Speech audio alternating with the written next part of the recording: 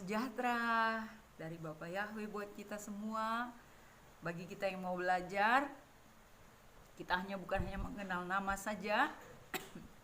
Mungkin sudah sekian waktu kita sudah belajar tentang nama Bapak Yahweh, tapi kita akan masuk lagi dalam peningkatan yang lebih dalam, di mana kita akan belajar untuk melaksanakan sabat sesuai dengan perintahnya. Jadi kita tidak hanya mengenal nama, tapi kita masuk dalam pengajaran untuk masuk di dalam ibadah sabat. Nah, pada video-video yang lalu sudah diajarkan mengenai sebelum kita memasuki ibadah, kita harus tiup shofar, dan itu sudah ada di video saya yang dulu.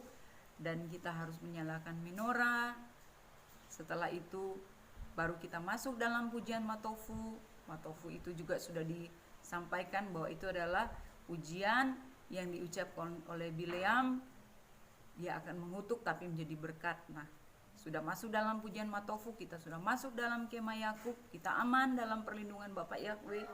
Kita masuk di dalam pujian penyembahan. Nah, kalau dalam pujian penyembahan di dalam sabat tidak ditekankan untuk seperti yang biasa-biasa saya lakukan dulu kalau datang ke gereja, bawa beban, bawa masalah, nangis-nangis, cerita masalah. Tapi kalau dalam ibadah sabat tidak boleh bawa beban-beban dalam ibadah sabat. Jangan membawa bebanmu masuk ke dalam Yerusalem.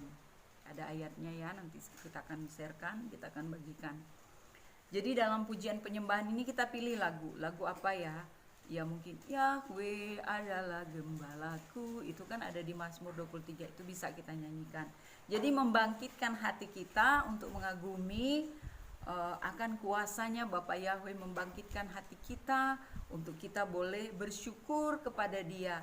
Masuk gerbangnya bersyukur, boleh puji-pujian seperti itu. Nah, setelah pujian penyembahan akan masuk di dalam saat teduh.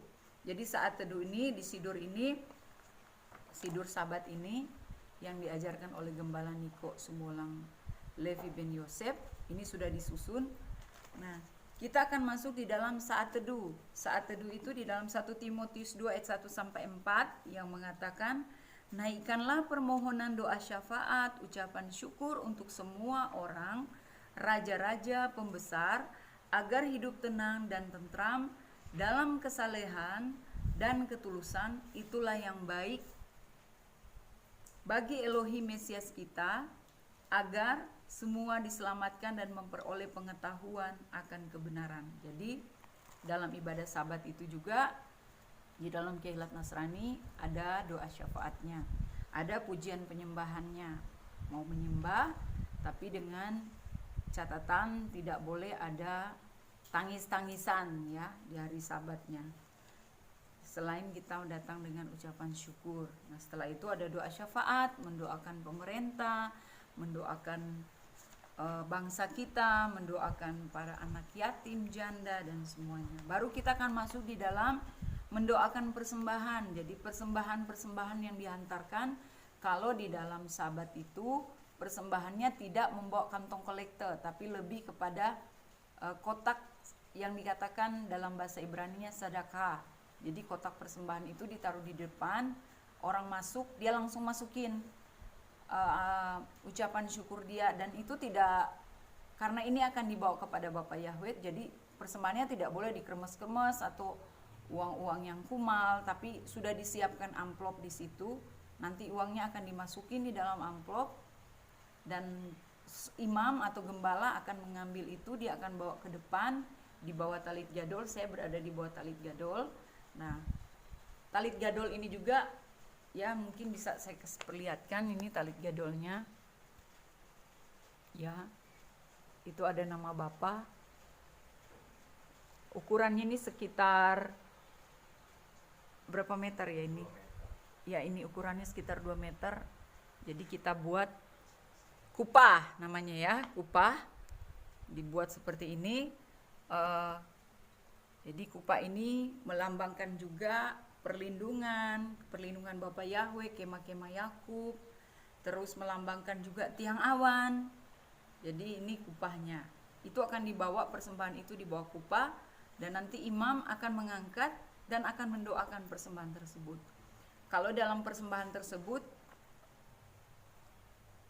ada doanya lagi. Jadi doanya dalam bahasa Ibrani, saya akan bacakan.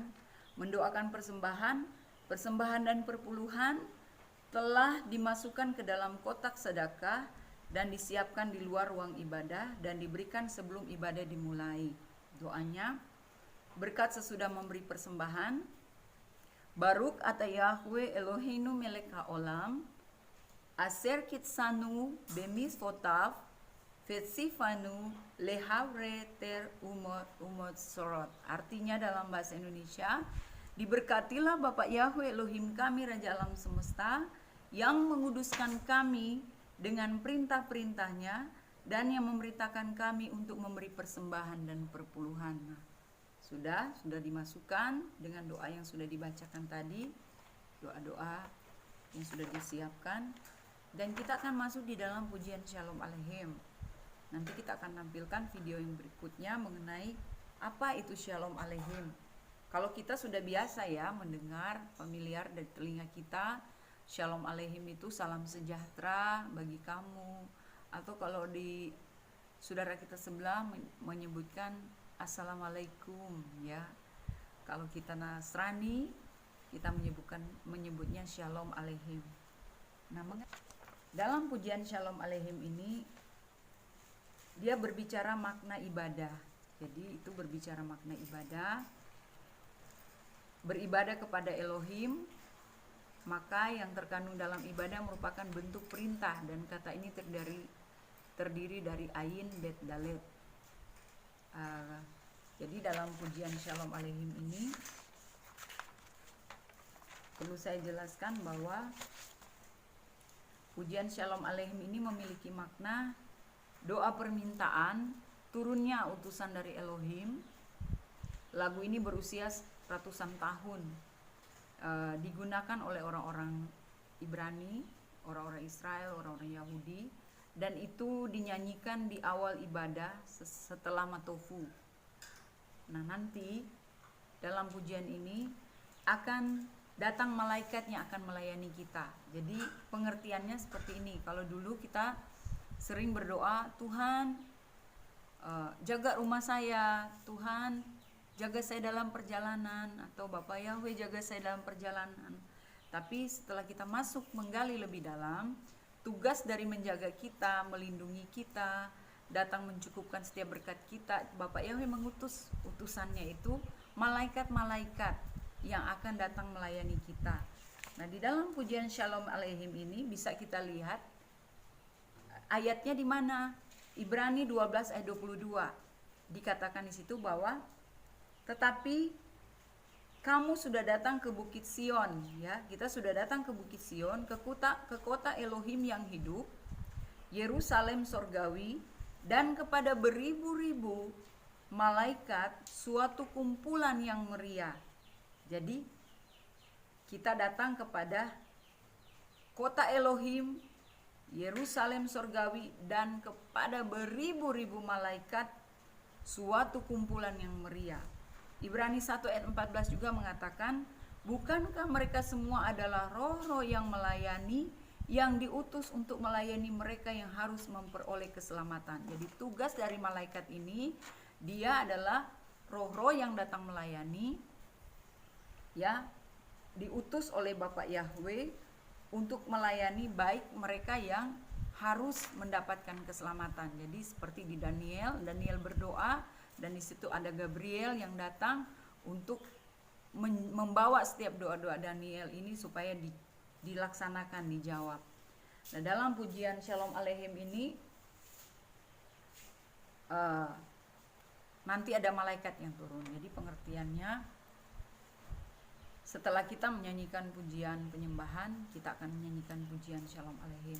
Kalau dulu kita tidak mengerti ya, bahkan kita tidak tahu kalau ada lagu ini, yang kita cuma tahu Shalom Aleichem, Shalom, cuma tahunya begitu. Tetapi ternyata setelah masuk di dalam ibadah Sabat, kita diajarkan bahwa pujian Shalom Aleichem ini berguna untuk menghadirkan, Bapak Yahweh menghadirkan para malaikat itu turun. Dan di waktu menyanyikan pujian ini memang terasa sekali suasana yang suasana di mana sekinah, glory, kemuliaan Bapa Yahweh itu hadir, ya. Jadi alangkah baiknya kita bisa belajar bersama pujian ini sebelum kita masuk di dalam doa-doa. Kita mengundang kehadiran para malaikat sehingga mereka yang akan mendampingi kita di dalam melakukan setiap tugas-tugas kita. Demikian video saya kali ini. Bapak Yahweh memberkati. Nanti akan lagi, setelah ini kita akan membagikan lagi, masih banyak pengajaran-pengajaran yang dalam hal ini saya ingin supaya semua orang bisa belajar bagaimana itu ibadah Sabat. Bapak Yahweh memberkati. Shalom.